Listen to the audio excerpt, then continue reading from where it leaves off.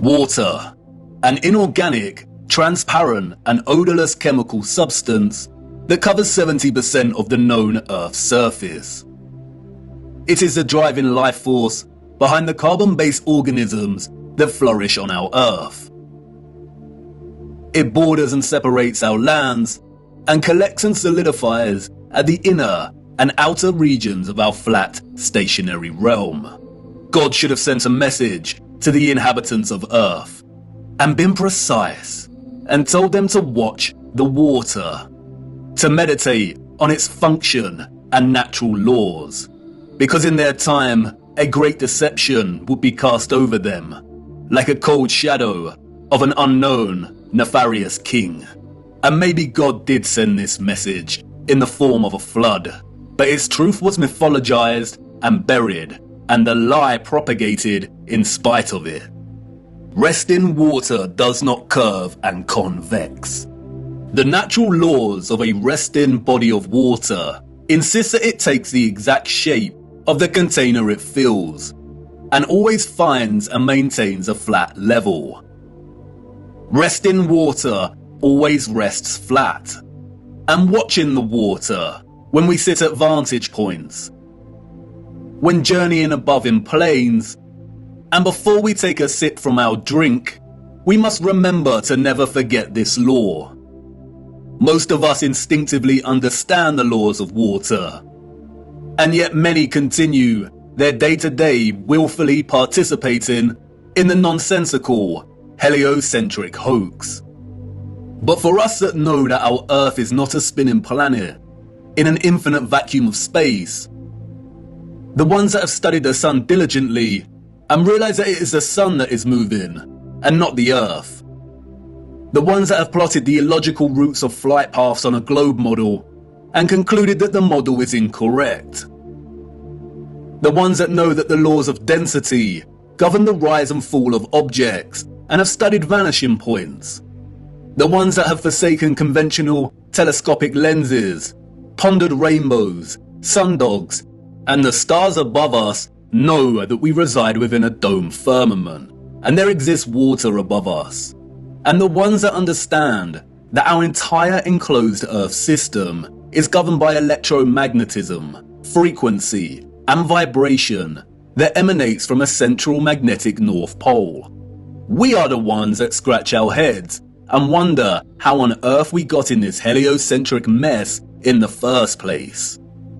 And if meditating on the stars in the water beyond our firmament long enough, and on the electromagnetism, frequencies and vibrations that make them twinkle through so many shades of vibrant colors and geometric patterns, one might perhaps, just perhaps, ask, is there something more to electromagnetism?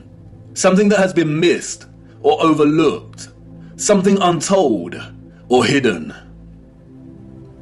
Electromagnetism is a fundamental force of Earth. The electromagnetic field takes the form of a torus in which all electromagnetism, frequency and vibration flows. A toroid is a revolving surface that takes the shape of a donut. Toroidal inductors and transformers are central to generating electric energy. There are many ways in which electromagnetism can be produced. We've looked at some before. We know that a magnetic field can produce electricity, and that electricity can produce a magnetic field. It works both ways. Magnetism and electricity are inextricable. It is a dance of polarity. Electric charges either repel or attract each other.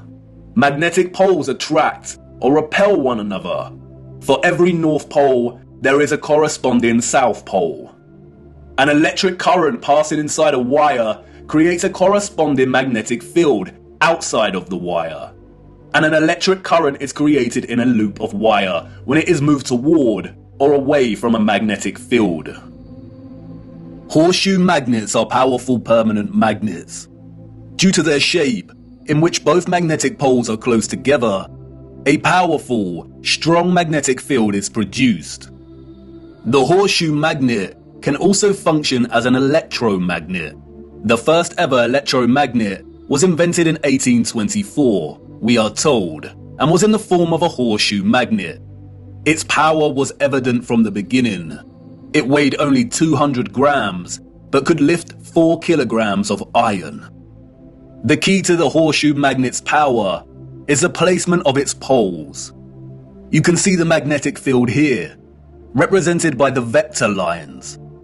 If you look closely, you can see the concentration of the magnetic field is greater near the poles of the magnet. Since as far back as we can remember, we have been presented with and entertained ideas of the future. Not necessarily our future as individuals, but the future of humanity, technology, and society at large. Whether it is in the form of Hollywood movies, you know the ones, the action films, the science fiction sagas, and the animated kind, or literature, music, and art exhibitions. In these, we see our technology taken to its limits. Crafts fly, computers live, robots help out, holographic screens decorate every room. Cities continue to grow upward into dominating skylines. Some can teleport, and space travel is now possible and the accepted norm. Outside of fiction, we also have sobering documentaries telling us where we are heading, usually featuring narration by an old man, lamenting the unstoppable path we are on. It's all very serious. We are destroying our planet, the only one we have. And we have political parties, non-governmental organizations, and the trusted voices and scientific, award-winning geniuses sharing similar messages. And really, when you look closer at both the fiction and the alleged facts, they all share the same underlying premise and principles. We are becoming so technologically advanced that the planet we reside on is no longer enough, or can no longer sustain our activity. The advanced artificial intelligence systems, the flying crafts, the breakthroughs in cloning and medical beds mean that the natural world has suffered as a consequence. And depending on the type of genre you are entertaining, the solution is either 1. For humanity to perish as a result, perhaps destroyed by the very artificial intelligence systems it created in the first place, or perhaps by a natural, lung-choking virus that has mutated and is sweeping the earth to restore natural balance. Or 2, for humans to say goodbye to their lonely little blue ball and head off into space in search of a new home. But you see, there is no globular planet, and there is no space, and therefore all visions of the future are purely fictional, and not particularly innocent. What we don't see emphasized in these visions of the future, however, is the potential of electromagnetism to transform all human life, technology, and society. Which is strange when you consider that all life, and the Earth itself, is impossible without electromagnetism. Why wouldn't visionaries want to explore this in more detail? Could it be that they are not allowed to? Could it be that they are afraid of something? Afraid of us connecting one too many dots, perhaps? And again, horseshoe magnets can act as powerful electromagnets. If a civilization was to advance technologically through the use of electromagnetism, then the horseshoe magnet would certainly have a tremendous role to play in that development. Yes, it certainly would. And it certainly did. The horseshoe magnet. The Arc de Triomphe. Yes, one of the most powerful electromagnets ever constructed.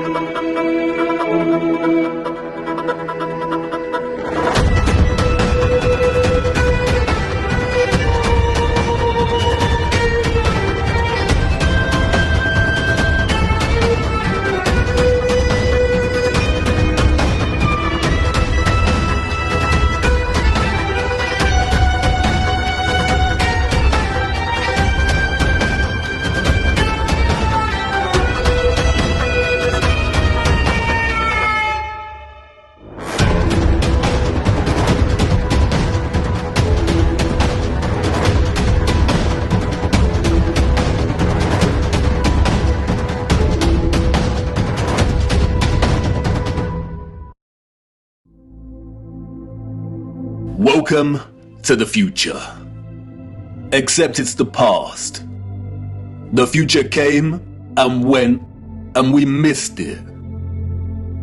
The magnificent architecture we see throughout our realm, in which the official liars and controllers of our world have termed historicist, neoclassical, Renaissance, Gothic, and so on, all belong to one whole unified civilization.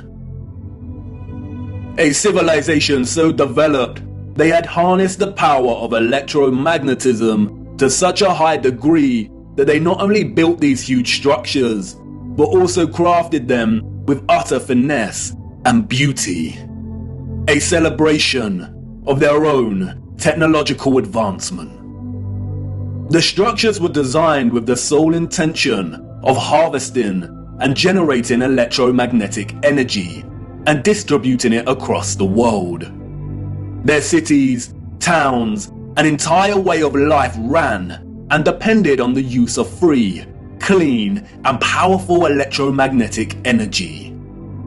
The energy was harnessed and collected from the ionosphere above our heads through the use of antennas, spires, domes, and towers. All the impossible structures we see today have been repurposed and rebranded by our controllers and the citizens of the 19th century. This is not a church. This is not a mosque. This is not a castle. And this is not a government building. These are generators, powerful and gargantuous. They would collect and generate the electromagnetic energy, which was then stored in huge power stations and distributed and redirected by sophisticated, advanced structures, one of which is a huge electromagnet, or what we've come to know as triumphal arches. The energy was stored in batteries and capacitors, such as towers and obelisks.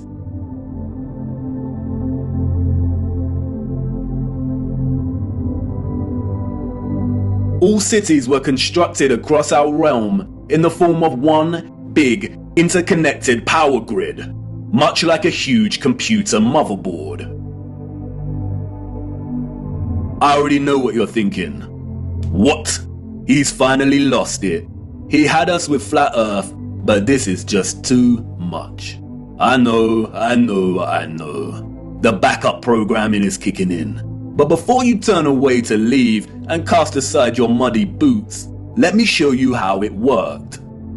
As you know, we live on a flat stationary plane. At the center is a source of magnetism at the North Pole, and directly above this is Polaris, fixed at the central and highest point of a wondrous crystalline dome firmament. Beneath the firmament, different layers of atmosphere exist at different heights. The ionosphere starts at about 30 miles above Earth. It includes a thermosphere and the mesosphere. The ionosphere is an electrical atmosphere that is ionized by the sun's electromagnetism. It also forms the inner edge of the magnetosphere. I know, a lot of big words and abstract concepts, but you are familiar with this process and have been witness to it every day for the entirety of your lives. With so many choices on Booking.com, there are so many Tina Feys I could be. Family Tina at a Miami villa, or hiding from her family Tina at a Utah spa hotel. Book whoever you want to be. Booking.com, yeah. Without the ones like you working tirelessly to keep things running, everything would suddenly stop. No matter your industry, Grainger's here for you with professional-grade supplies. Call, click Grainger.com, or just stop by. Grainger, for the ones who get it done. As you can see, the vials here contain molecular gases that are present in the atmosphere above us. When an electromagnetic source, such as a Tesla coil, is applied within close proximity of these gases, the coil's magnetic field ionizes or charges these gases, and the result is phosphorescent plasma. The gases become colorized. This is why our sky is primarily blue. Because the sun's electromagnetic presence ionizes the atmosphere, and the result is colored plasma. When the sun is entering or exiting our region, or what the liars of the world call sunrise and sunset, we see a variety of color gradients due to its distance from the ionosphere above us. When the sun is no longer journeying above our region, the sky loses its color and we can see the stars in the firmament beyond. Although the official scientists designate the ionosphere as an atmospheric layer, it is actually an ethereal layer. Ether is the fabric or element that carries electromagnetism. It connects everything in our realm. It is the fabric that makes the sun and moon and their concentric journey above our disk possible in the first place. Ether is the mysterious fifth element. It connects everything electromagnetically through vibrational energy. It is the glue, the web, the driving force behind absolutely everything. The four other elements, air, fire, water, and earth, only exist because of the ether. They are expressions of ether's vibrations. Cymatics is a good example of ether's presence. The frequencies fed through the Chladni plate make the sand or salt form precise and complex geometric shapes. The higher the frequency, the more complex the geometric pattern. But what is the conduit that takes the frequency's vibrations and allows the sand to take such shape? That is the ether at work. That's why we see fruits and vegetables that closely resemble cymatic patterns. It is the ether at work. All matter is ethereal, and the shape and form of that matter are different expressions of the ether, determined by frequency and vibration. Ether is the bridge between electromagnetic frequency and vibrational energy and the form of matter itself. You could call it the Holy Spirit of God. The historical and scientific discourse of ether is a deliberately manipulated one. The enemy introduced the truth only to discredit and subsequently bury it. Some of the alleged figures of the past have written on ether. The so-called Aristotle called it the fifth element. James Clerk Maxwell, the so-called father of electromagnetism, spoke of the ether, stating, "In several parts of this treatise, an attempt has been made to explain electromagnetic phenomena by means of mechanical action, transmitted from one body to another by means of a medium occupying the space between them. The undulatory theory of light also assumes the existence of a medium. We have now to show that the properties of the electromagnetic medium are identical with those of the luminiferous medium. The medium he refers to here is the ether. Albert Einstein and others successfully solidified the heliocentric model through fraudulent schools of scientific thought. But even Einstein could not deny the presence of ether. According to the general theory of relativity, space is endowed with physical qualities. In this sense, therefore, there exists an ether. According to the general theory of relativity, space without ether is unthinkable. For in such space there would not only be no propagation of light, but also no possibility of existence for the standards of space and time, measuring rods and clocks, nor therefore any space-time intervals in the physical sense. Even contemporary scientists, under the spell of heliocentrism, admit it is nonsensical to deny ether's existence. Today, the vacuum is recognized as a rich physical medium. A general theory of the vacuum is thus a theory of everything, a universal theory. It would be appropriate to call the vacuum ether once again. Returning to the ethereal ionosphere. As I said, this layer of ether above our heads is a constant sea of electromagnetism, and is responsible for the colored plasma above that we call the sky. The source of its electromagnetism is the sun. It is because of this ionized layer that we get ionospheric lightning in the form of sprites, which in turn influence the thunderstorms below. An ion is a particle, atom, or molecule with a net electrical charge. Electricity is a continuous flow of ions. The electrolytes in our body are ionized. Everything is connected by electromagnetism and the ether. Our highly developed and sophisticated historical ancestors not only understood the workings of the ionosphere and the ether, but they had developed methods to masterfully harvest it as a fuel to power the entire Earth. And while the exact process by which they were able to extract the ether is deliberately hidden from us and remains unknown, the structural remains that humanity has since repurposed and reused as architecture offer us many clues as to how it all worked. The evidence is everywhere for those with eyes to see. And once you see it, it becomes so glaringly obvious that you'll kick yourself for never noticing in the first place. The matter is very complex, and it would take time to really flesh out. So for now, let's have a closer look at some of these structures, and I will introduce some basic concepts. As we continue our journey, we will explore everything in more detail. We see them everywhere. On top of all these magnificent structures, towers, spires, and pinnacles that rise into piercing antennas. It was through these complex antennas that the ether was harvested.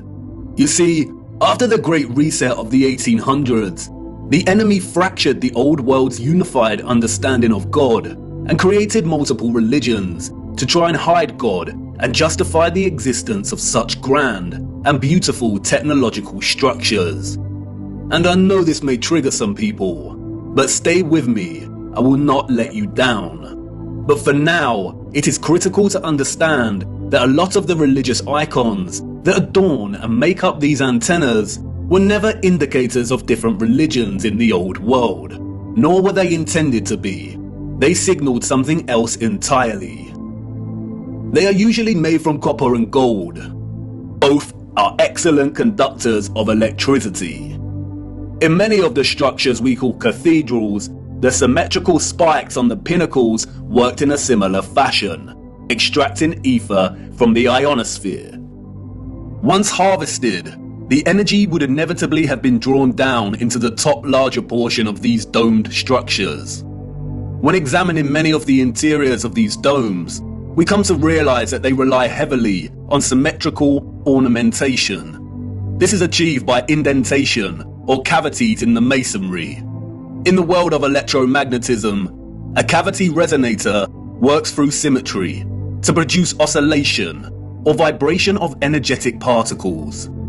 Symmetrical shapes force energetic particles or ions to vibrate in a constant manner. Is this why we see perfect symmetrical ornamentation within the ceiling of many domed structures? It no doubt sounds absurd, but the majority of these structures also feature a smaller type of cavity resonator, or what is more appropriately termed cavity magnetrons, that offer some clarity as to the real function of these structures. A cavity magnetron is a high-powered vacuum tube that generates microwaves using the interaction of a stream of ions with a magnetic field while in the cavity resonator. A magnetron operates through a hollowed, symmetrical vacuum.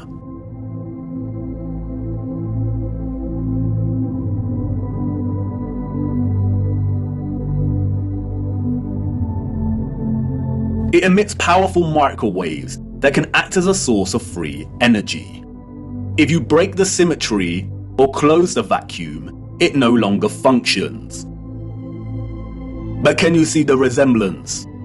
These structures were never intended to hold glass within them. The controllers added the stained glass to the rose windows to shut off the magnetron's function. They closed out instruments of free energy.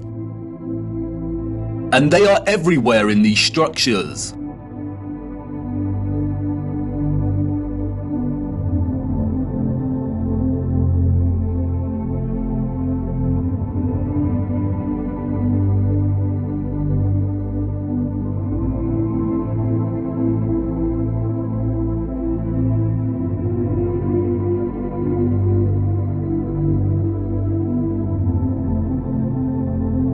Interestingly, if you look at the geometry of entire sections of the structures themselves, then it becomes very evident that they functioned in their entirety like a cavity magnetron to generate energy.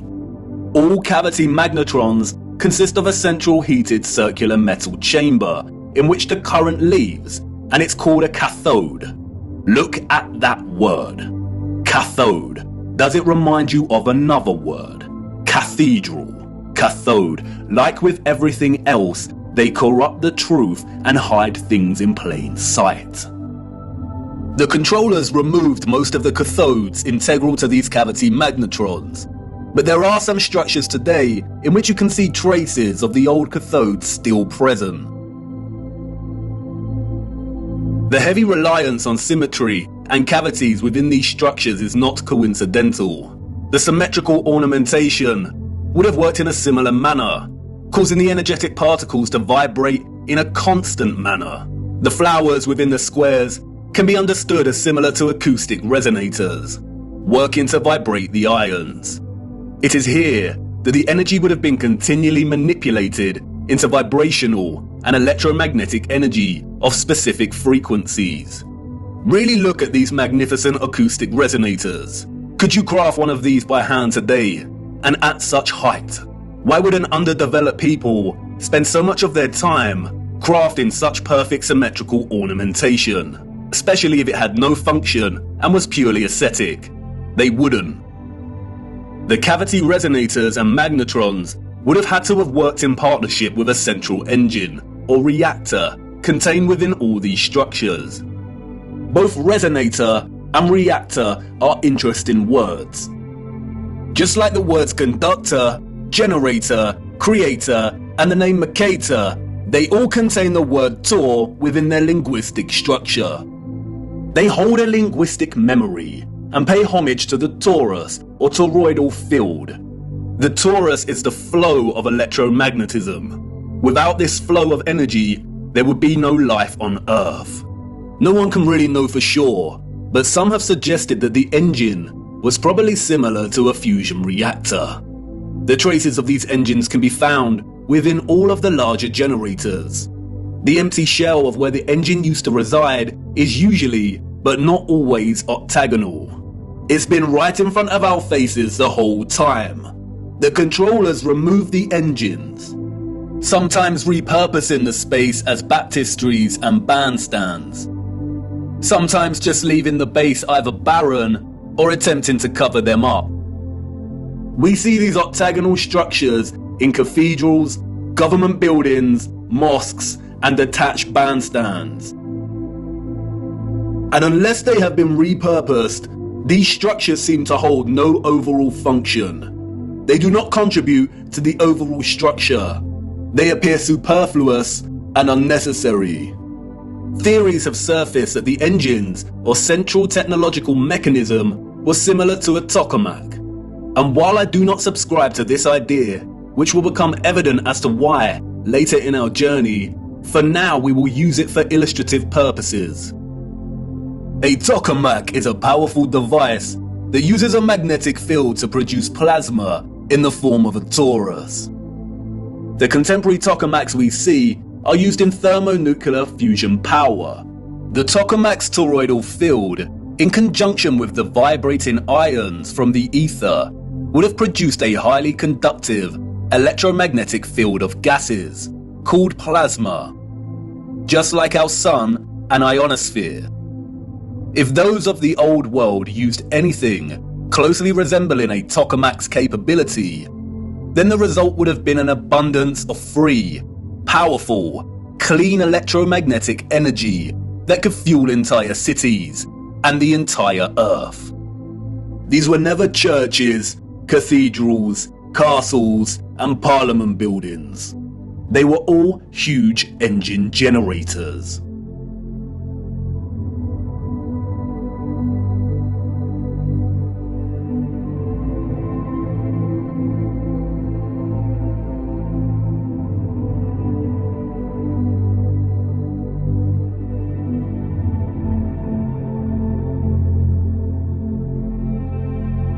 The controllers invented labels and terms such as Renaissance, Greco-Roman, and so on, to describe the style of these structures. But as you can see, all these magnificent, impossible structures all share the same fundamental structural principles and design, despite location, time period, and cultures.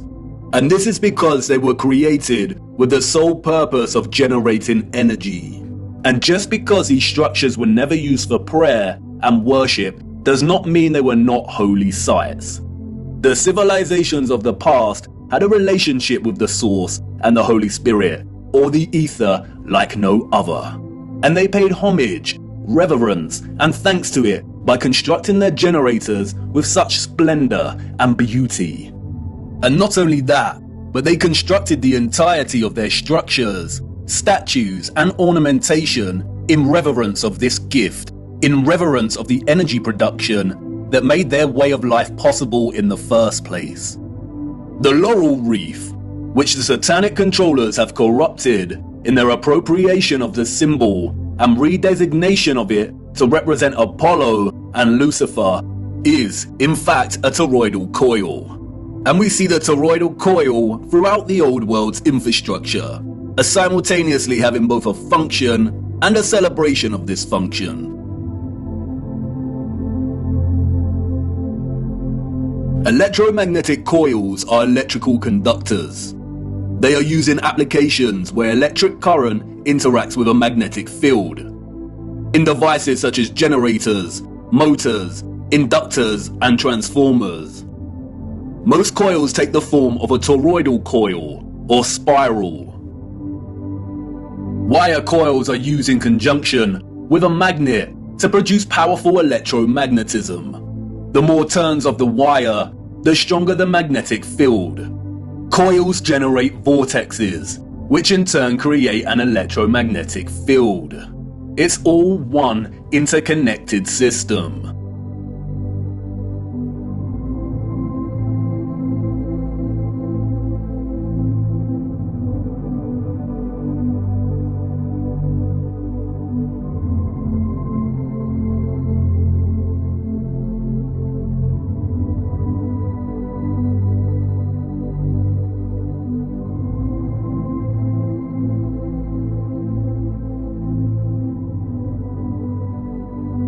And we see it everywhere. This is what columns and rotundas were used for. Powerful coils to generate electromagnetism and carry the current in loops. The torus is found at the base of pretty much every column found throughout our realm. It is everywhere. Look at the movement of electricity through a wire and the simultaneous magnetic field it produces. This is exactly the shape of a column. And we see this present in all of these gigantic and meticulously crafted columns.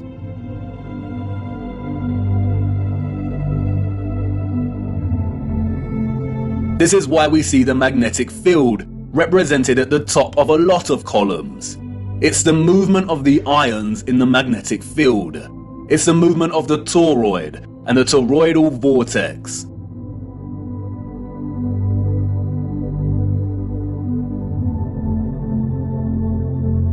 As you saw, coils of copper wire are essential in electrifying the magnet.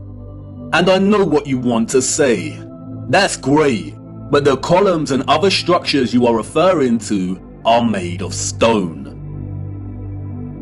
But you see, all of these impossible structures are made from a mixture of stone and metal. They used iron bars in their construction. Iron is magnetic.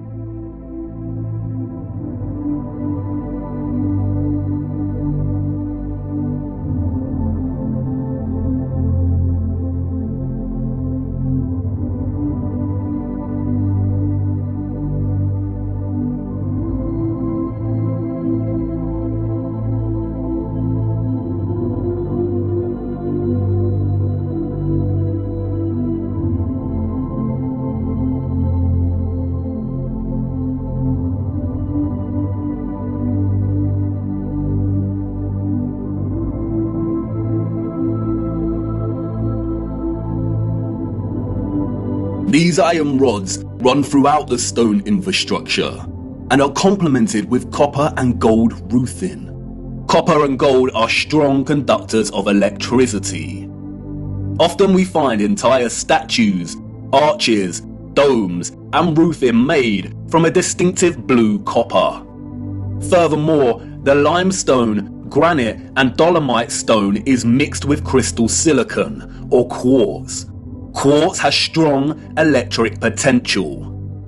The colonnades and arches we see everywhere were at once integral components to the overall electromagnetic infrastructure, while also constructed in geometric forms that mirror the flow of electromagnetic energy, such as coil loops, horseshoe magnetic fields, and toroidal vortexes. As with everything else constructed in the old world, they were both functional and crafted as a homage to that function. A lot of ethereal energy was stored in structures constructed from red bricks and concrete. Red bricks and concrete are excellent conductors of electricity. They operated as huge capacitors or batteries.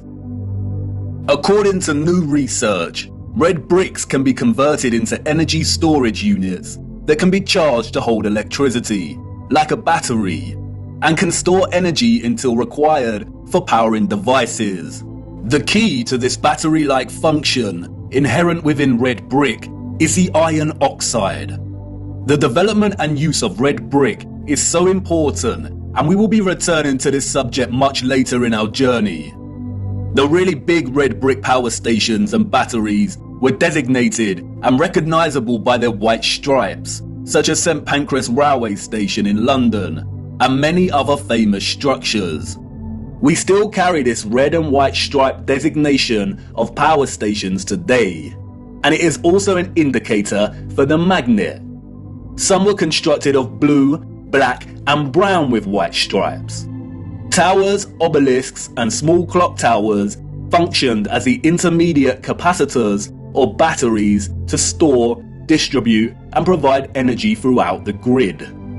The entire flat realm Earth was connected as one whole grid, a complex interconnected system of free energy production, distribution, and consumption. And this entire grid was destabilized and deactivated somewhere between the 17th and 19th century. Power grids like this do not function on a spherical mass.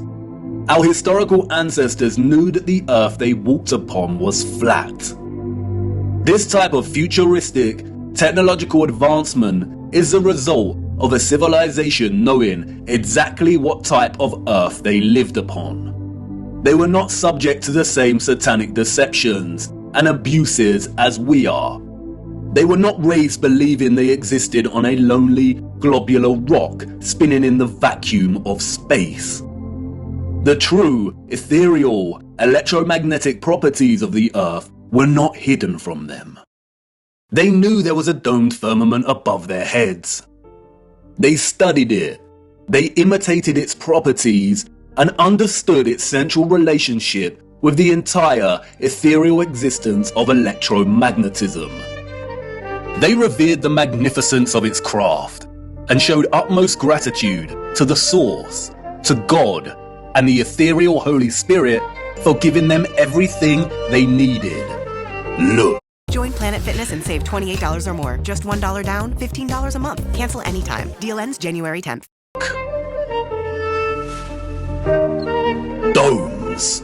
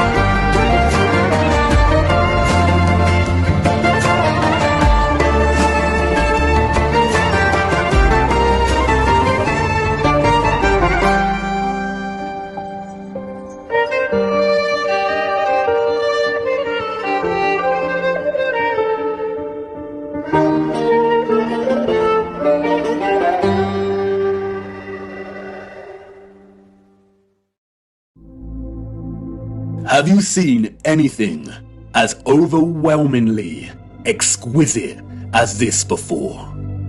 How have we lived our entire lives and not seriously considered the impossibility of these structures? How have we lived our entire lives walking amongst the skeletons of the future long forgotten?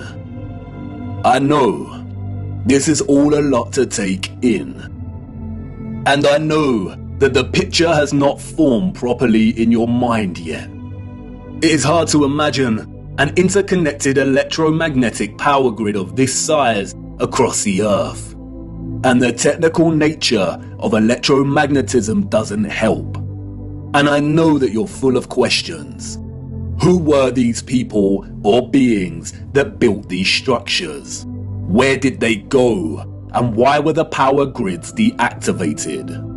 What about all the religious iconography and art we see inside of the cathedrals and mosques? What about all the histories and photographs we have of the construction of these structures? What about the Romans and the Greeks? What about some of the grand mosques that have been constructed in recent times? And if what you're telling me is true, then how did they distribute and store all of this energy like you say? Was it similar to our Wi-Fi and radio signals? We will get to all of these in good time. We have barely scratched the surface. But for now, it is the last question that is important. How did they distribute and store all of this energy? And in what form? For you see, our sophisticated historical ancestors did something that we, as a society, have come to neglect. They watched the water, and they watched it closely, right here on Earth and up above, beyond the firmament. Come on, let me show you.